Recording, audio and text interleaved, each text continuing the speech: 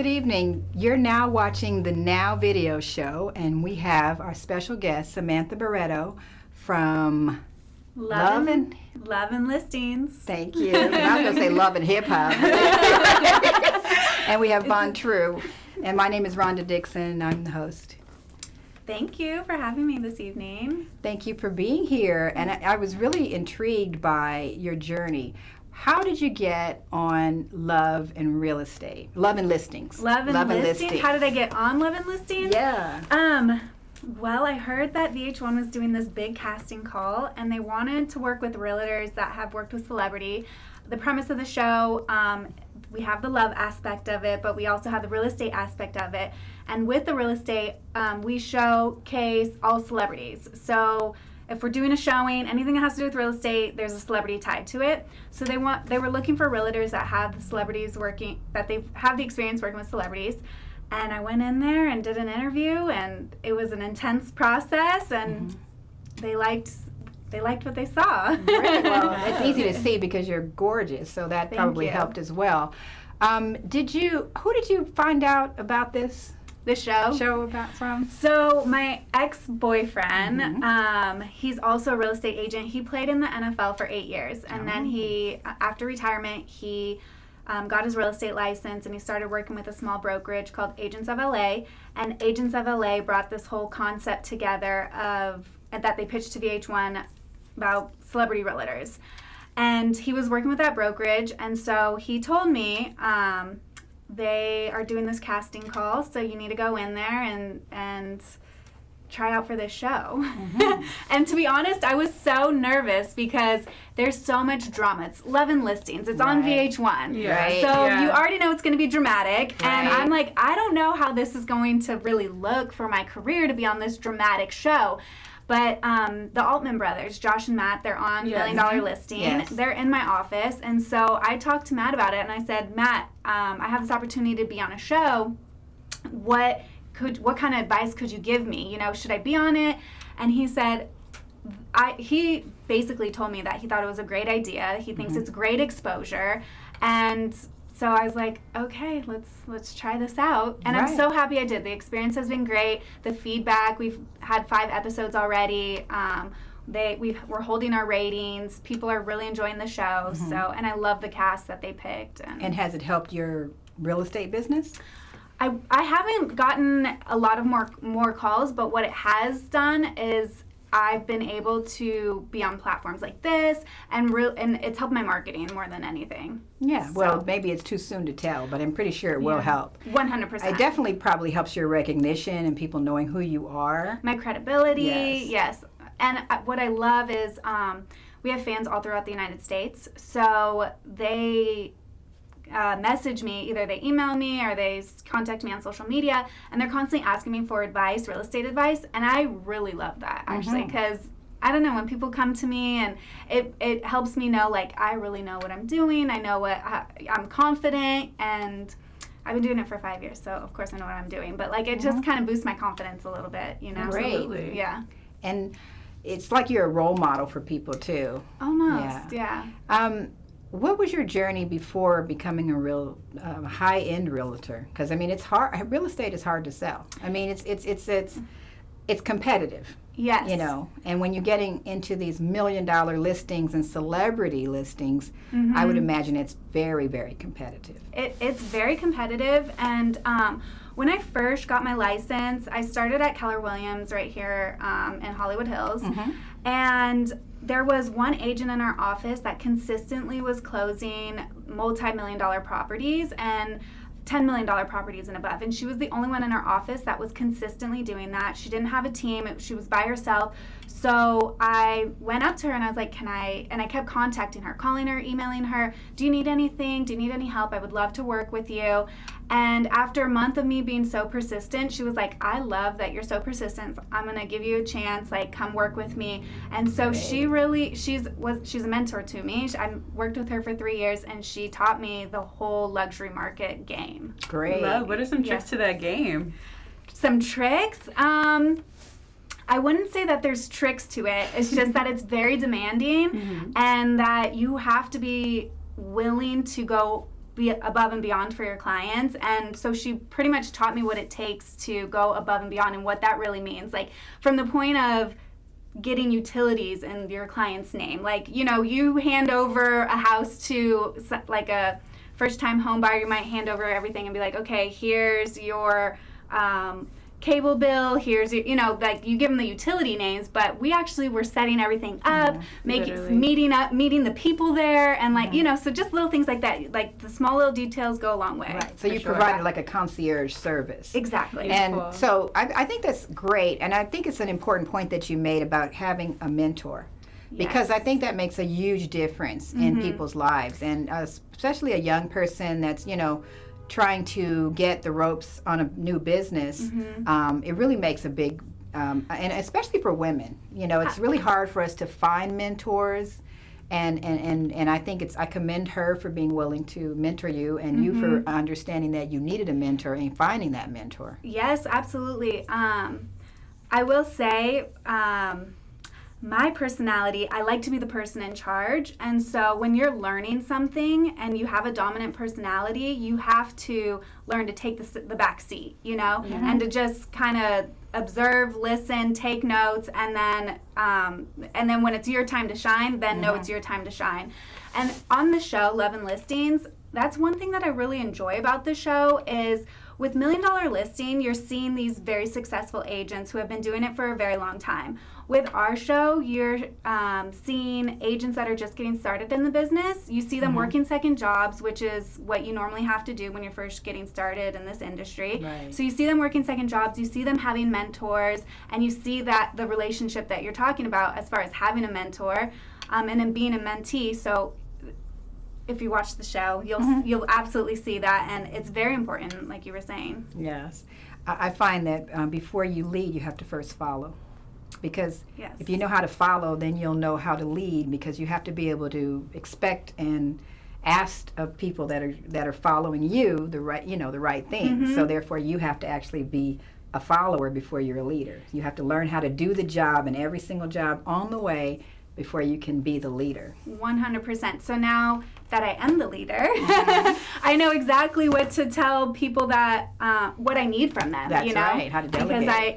Because I've been there before. I knew what I was doing, and so when you don't have a mentor, then it's hard to, and you weren't that mentee, it's hard to actually articulate what you want your mentee to do, and not everything is going to get done correctly, you know. And so you learned how to communicate, and that was really effective. You know, you mentioned something earlier that I really liked, which was how this had a different twist, and it had to do with relationships. And I'm really interested in the juicy parts about the relationship, especially because you were brought in by your ex-boyfriend. So you guys, and did you used to work together because you were both real estate agents? No, we didn't. We never worked together. We met on social media, and So it actually works. It works. Social media does work if you're looking for you didn't get catfish. Yes, exactly. No, but so he was just getting started in the real estate industry, and I think that's what he thought was intriguing about me is like I had already been doing it for 3 years. So he was able to ask me questions about real estate all the time, and our relationship grew because of that commonality with inside real estate. It didn't end up working out, but on the show you do see us running into each other at listings, kind of the drama that happens with inside our old love connection. And the show, it's not just, his name's Zach, so it's not just Zach and I's relationship that you see. There's many relationships going on the show, and that's where all the drama happens, is with inside our relationships. And it's so hard, to be honest, to be on a television show and to have your personal life out there, because usually that's private, especially when you're a professional, right? And so to have clients of mine watch the show and they see the drama that happens inside my personal life and in my love life, it's been a interesting experience, to say the least, and I've had to like do a lot of self-reflection too. So is Zach with someone else now, and you're with someone else now? Yeah, How's well, that? I'm single, and Zach is in a relationship, and so that's actually where a lot of the drama occurs, because I don't know if you've ever been in a relationship before where your boyfriend is now it works with his ex, right? And they are constantly seeing each other, and so let's just say his girlfriend's uncomfortable the fact that Zach and I have a professional relationship as well, and so that creates tension inside their relationship, which then affects Zach's business and my business at the end of the day, because sometimes he doesn't want to do deals with me or do showings because of the tension that that it's created at home. Right. So, and you see all that on the show, and it's real life stuff. It's real life stuff. Very interesting. Beyond that, it seems like you guys have a good like friendship relationship too. If he offered this opportunity to We you do. as well. Zach and I are really good friends. Exactly. He told me about the show. He constantly is supporting me. I think that I've helped him in his real estate career, and he knows that. And he knows how great of a realtor that I am. And so when VH1 was looking for looking for good realtors and that have worked with celebrities, because he knows that I've had that history as well. He vouched for me. He was like, she would be a great person for the show. That's beautiful. Yeah. So I wanted to talk a little bit about your giving back. So now that you're successful, you work with celebrities, and actually you're a celebrity yourself now that you're on a television show. B-list celebrity, but I'm working my way up to A. Yeah. Yeah, so I do this thing called Give Back 10. So 10% of my commission goes to charity. And I started out by 10% of my commission goes to a charity of my client's choice, which I loved because it actually brought me and my clients closer. I got to see what they were passionate about. So they may have been in the military and wanted to give to a military foundation, or someone in their family might have cancer and wanted to give to a cancer research charity. And so it actually brought us close, but now it's been 3 years since I've done this, and I'm starting to build relationships with charities and foundations in Los Angeles, so I'm now donate to them more so than to my client's choice. I work with a project called Leela Project. They work with foster kids around the LA area. They mentor boys specifically. And they have a program that's now going into schools. It's like an after-school program. So one, it gives kids, they're in inner cities. One, it gives kids a place to go to after school, but then it's also free tutoring and mentoring for their like for math and English and stuff. So I work with them. I do once a month work with Project Paper Bag. They go down and they feed the homeless. So yeah, I enjoy it. I think it's really important. It's helped my business too. One, with the building of the relationships, but people like when you're not so, like, they don't think, oh, you're just all about the money. Like they think that if I'm making a commission off of them, they know it's going to something good as well, and they enjoy that. So. I think that's good. You know, Absolutely. They call it the helper's high when you help people and you feel good about it. So you were mentioning, I think, in something else I read, that you got this idea from reading The Richest Man in Babylon. Yes. So he says to give 10% of your income or what you make back to the community, and because it comes back, and it comes back in tenfolds, and I've definitely felt that to be true. Every single time I give back, it comes to me.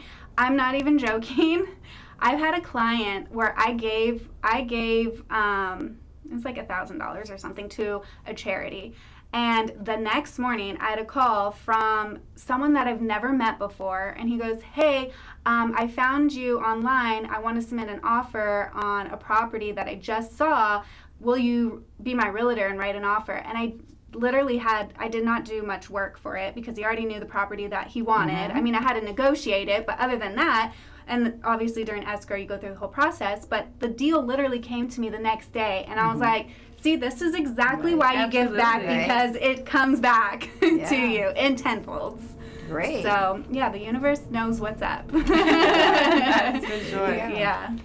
So, how was it with you growing up? Why are you motivated to help foster kids and different children? I mean, because it seems like most of the philanthropy you're doing is with children, but then I guess also homeless too. Well, actually, Yes, it's homeless, but I have a big place for children in my heart, and I just know that if we impact kids, then we impact generations. And so I also actually sponsor kids through school in Uganda.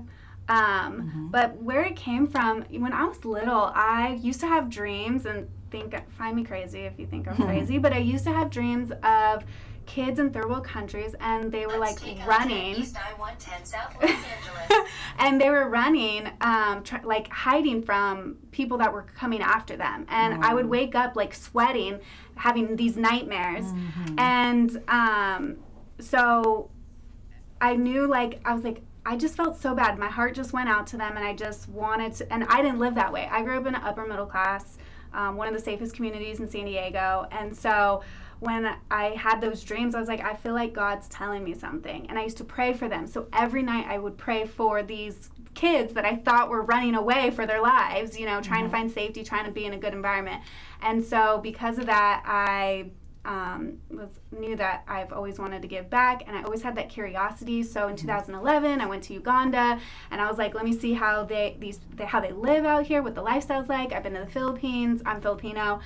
So I would go also when we're driving to different areas in the Philippines, you pass through really, really poor neighborhoods. And so, and I would want to get out, and I'd want to talk to the people and just like hug the kids. And I've always had that curiosity of what it's like and to want to help them. I was going to ask you that if you'd gone to Uganda.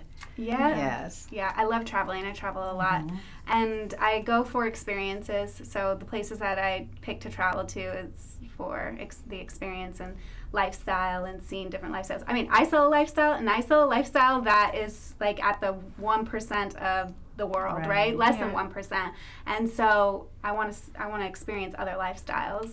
Yeah, so that's nice. What was your most recent trip? My most recent trip, it was my best friend's birthday, and we went to, oh my gosh, in Mexico. Cabo San Lucas? No, not Cabo, not Cancun, like Tulum, Playa del Carmen. Yeah. Nice. We went to see all like the Mayan ruins. Oh, yeah, that's nice. It was nice. The universe and God definitely know what they're doing when they send those messages and have it all come back to you in the best way possible. That's exactly why you're on a platform that you are right now. I honestly believe that, yeah. What's funny is, so I write a lot too. I journal almost every night about things that I'm going through and things I'm learning and experiences. But in my journal in 2010, I knew that I was going to be on television. I just felt that I was channeling that, right? And I was like, I feel like I'm going to be on television. I don't know how. I'm not going to pursue it. I just know that I'm going to have this platform one day.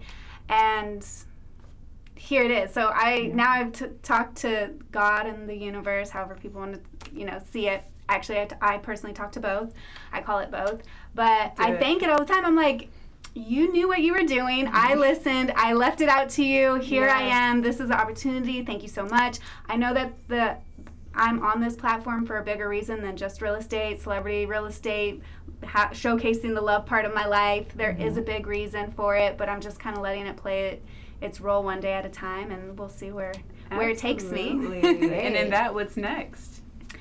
I don't know what's next. Like right now, I'm really focused on real estate. Half of my clients are flippers, developers, and they're transitioning now into buildings. So I've been focused a lot on South Central areas and development projects. So I'm kind of getting into the commercial side of real estate as well, residential and commercial. Nice. Yeah. So it's exciting. I'm excited. Absolutely. Yeah. And then you never know with the TV too, like where the opportunities are gonna lead me. But I'm not the type to say no a lot. So if opportunities are coming, if they fit my brand and what I'm about, then I'm jumping on it. Keep your heart and your mind open always, for sure. I can see you writing a book. I can see you coaching people. I mean, because you've already got the platform, and a lot of people want to know how to start a career and the different ups and downs. And you can mentor people when you write a book, you know what I mean? Because then you can reach more people.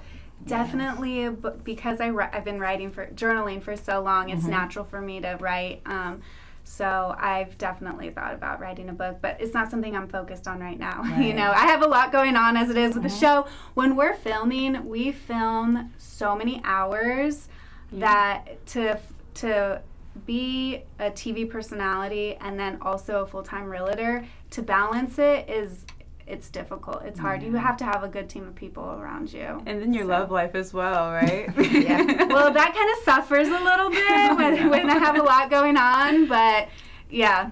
It's funny because the show does want to showcase your love life, so it kind of like, it pulls it out of me. It's like it forces me to get involved in that love aspect, even though when I'm not filming, it's kind of ignored. I'm single and I spend my time working, really. Right. You're a workaholic. Yeah. I'm on that too. I get it. If I can give you some advice. Yes, please do.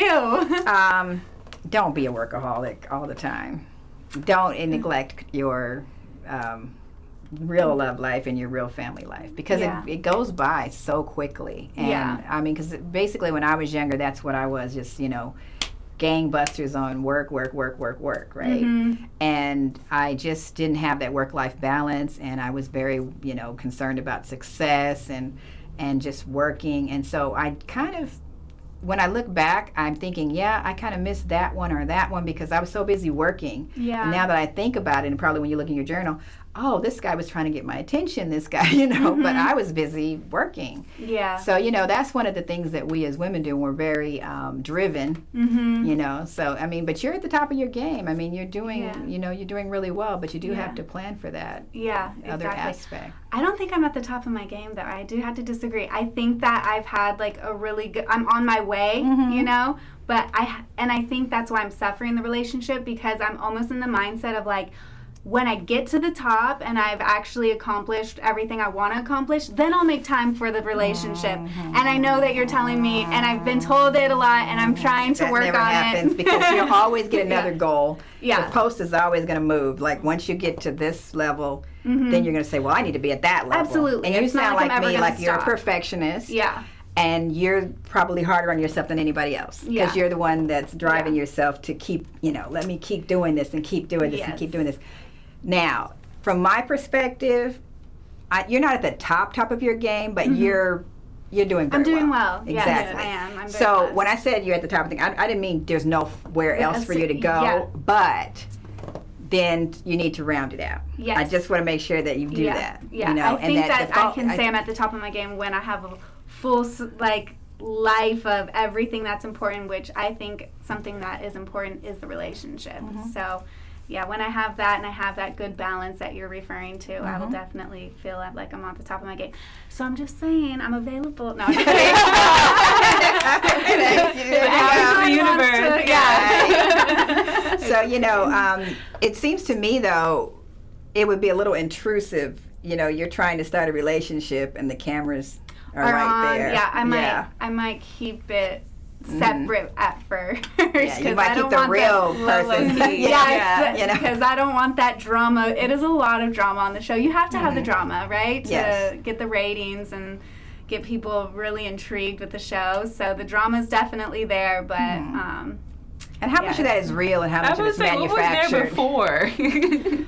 So it's interesting because the storylines are real. Like, everything that, like, Zach and I really did date. We bring up issues that happened while we were dating that are real, you know.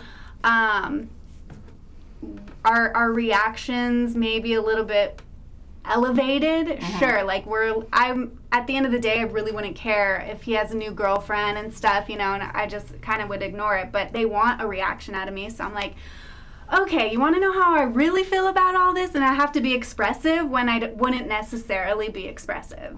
So it's real, but it's elevated, let's say that. So I get it. Yeah. So, okay, well, I'm going to tune in. I haven't been following it, but now that I know you and I've been able to talk to you and see, you know, and I'm really intrigued to know more about the show. Yeah. So the show, We have two producers from the show. One was an executive producer from Housewives, which is why you have that drama. And then our second producer came from $1 Million Listing. And so you have that nice dynamic of drama and real estate, but it's different from all the other real estate shows in the sense that, one, I told you, you have agents that are just starting out, but then two, you have the celebrities, and you really get to see what celebrities are looking for inside a home. And with $1 Million Listing, they focus on the transactions and the negotiations, which is great. As a realtor, I love the show because I take notes and I learn things all the time. But from us, we have to be, because we're working with celebrities, we have to be a little bit careful with how we're showing like price points and where they're living and things like that. We do have to, so we're not so much in the transactional side of things, but at least you're seeing what they look for in a home. You get to see how they usually have a team of people. So there's so much that you can learn from our show as well, especially if you're interested and curious in the celebrity real estate.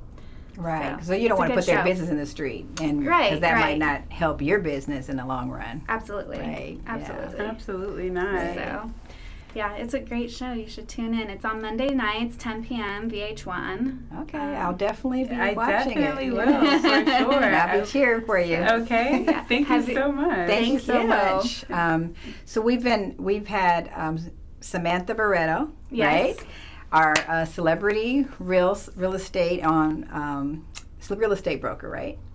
Yes. Yeah, well, I work at Douglas Elliman in Beverly Hills. Oh, so you're an agent. So I'm an agent. Yeah, right. Okay. So celebrity real estate agent on Love and Listings. Love and Listings. VH1. Monday nights at 10 p.m. 10 p.m. Okay. Cool. Yeah, we had 3 more episodes left for this season. And there's a lot of drama that's going to be taking place. It's going to be fun. We're going to tune in. Yeah, this week on Monday. Do you know who Laz Alonso is? He's an actor. Yeah. Okay, you're aware. So I will be showing him a property, and the listing agent is Zach. So it will be interesting to see. It's a perfect episode to tune into because you'll get to see the dynamic of Zach and I, and you'll get to see also a celebrity showing. Great, I can't wait. Yeah. So thank you very much for coming down and visiting with us. Yes. Thank you, VonTrue, and I'm Ronda Dixon, and thank you for tuning in to The Now Show. Thank you.